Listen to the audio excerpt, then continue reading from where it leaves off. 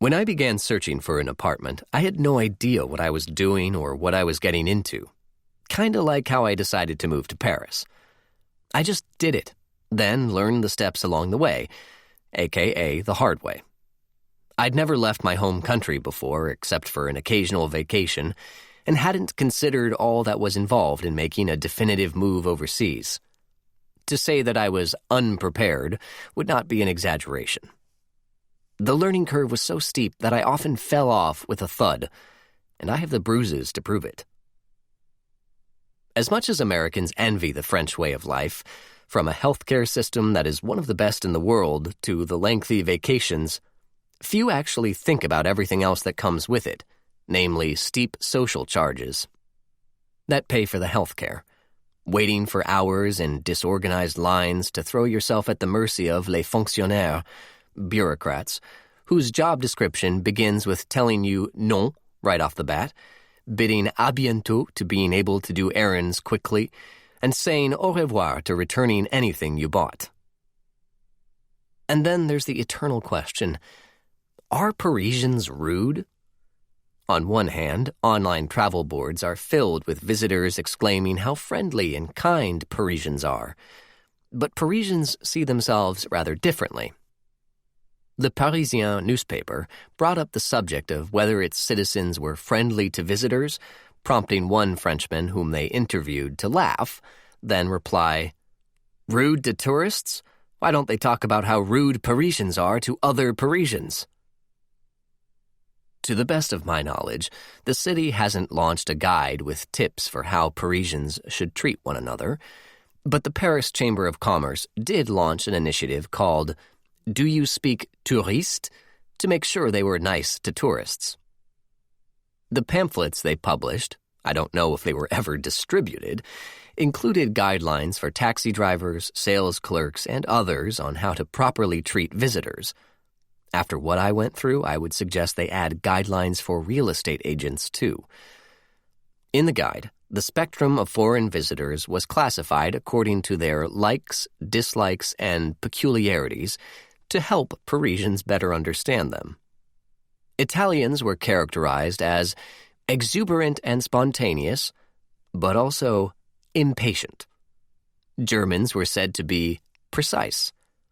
The favorite activities of Japanese visitors are luxury shopping and not complaining. Americans expect full service and like non-smoking spaces. We also appreciate Wi-Fi and easily call each other by first names.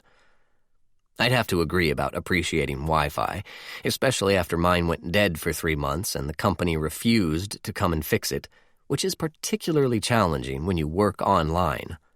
I almost went broke calling their customer service line and waiting on hold for 20 minutes, only to be cut off and have to call back again and again and again for months at 34 cents a minute.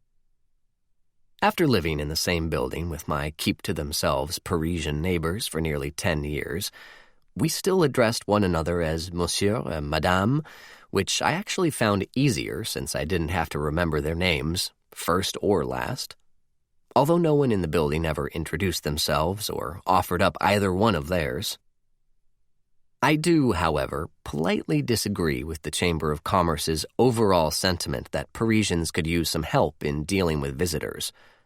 Shopkeepers have told me that they love Americans, with Australians pulling up a close second, saying we're polite and appreciative, which could have something to do with the fact that we arrive ready to spend. Our high approval rating is partly due to the fact that it's been drilled into us to be extra polite when we come to France, so we don't risk the ire of the fastidiously polite French. Just like so many Americans dream of packing it all up and moving to Paris, the rêve of many Parisians is to live in the United States. Specifically in Brooklyn, as they call it. But as much as we admire the French and they admire us, each of us ultimately thinks our way is the best way, and the majority of us stay in our respective countries. Having lived in both places, I've seen that each country does some things better than the other. Exhibits A and B, the French healthcare system, American customer service. But I'll say one thing with absolute certainty. The American way of finding an apartment is better. I wasn't one of those who only rêved about living in Paris. I did it, and somehow it worked out. It was even going well. My life had turned out pretty sweet.